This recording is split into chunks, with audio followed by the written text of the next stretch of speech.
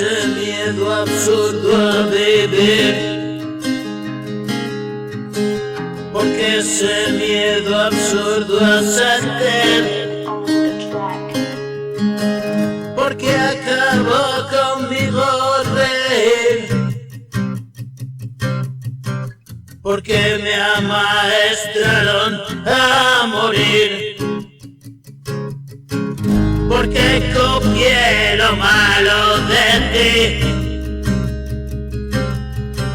y repetí conductas así.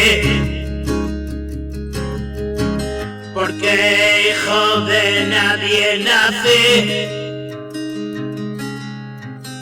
porque la vida decidió por mí. Estoy hasta la polla de ti. Disculpa mi lenguaje, lo siento así. Y dije que sería honesto con lo que digo y lo que pienso, aunque me calle a veces por no herir, aunque hablen demasiado por ahí. Retorcidos igual que un gusano en sal, son esos pensamientos que vienen y van.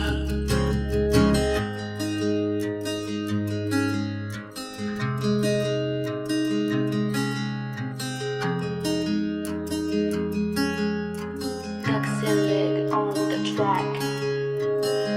Y me cansé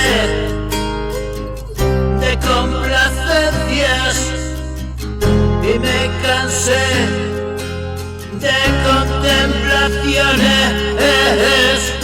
Estoy viviendo, no me toco los cojones, y estar en tu pantalla siempre con nuevas canciones. Nada que ver con ayer, tuvo que ser y fue para bien.